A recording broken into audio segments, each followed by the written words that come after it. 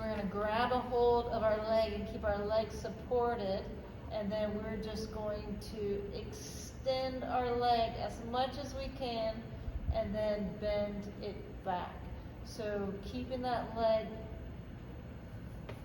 thigh muscle in a vertical position, we're just going through range of motion, trying to get that leg absolutely straight by engaging the quadricep on the front and getting a more passive stretch on the back.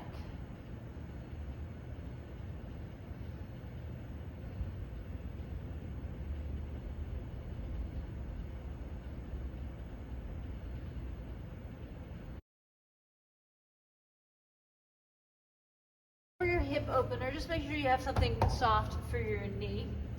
And then what we're gonna have is we're gonna have this back leg extended, but the knee is gonna be on the mat.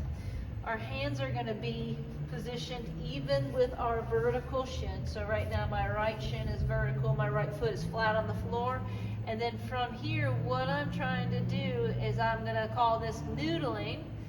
And what I'm gonna do is I'm just gonna work this knee into a flex position and then back, and I'm gonna work that knee like a clock almost. So I do 12 o'clock, I do 1 o'clock, I'm just coming into and out of that position.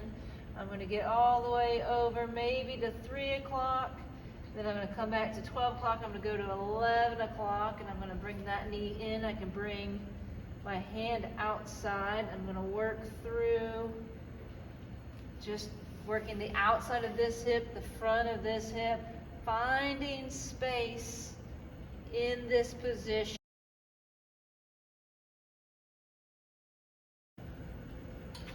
So for elevated pigeon, what we're gonna do is we're gonna have a surface where we can bring this leg up. Ideally horizontal. You can put a pad. If your knee is floating in the air, you can fold up a towel and put something to support this elevated knee. Or if you don't have a towel, you can pull your foot back towards you so there's not so much stretch on the outside of the hip. Ideally, we want this nice square position, but if we can't get there, either of those modifications will do for now. So from this position, we're just going to spend again about 2 minutes. And we're going to alternate. We're going to take a big inhale, exhale as we twist towards the knee. And then we come out of it, and we're going to take a big inhale, exhale as we twist away from the knee. And we're just going to rotate back and forth using those deep breaths as we spend time in this position. Just be aware that bottom leg is going to be straight. You can use your leg on the counter, on your arms to get a little bit extra twist in this position. And then we're going to do 2 minutes on each side.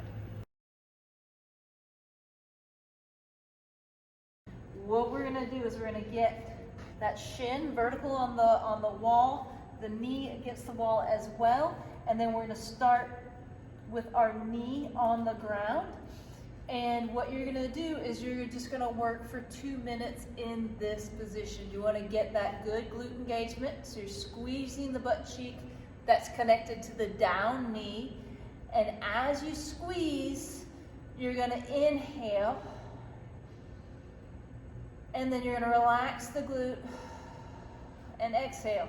What you're going to find as you relax and come into this stretch a little bit more, you can slide this knee forward.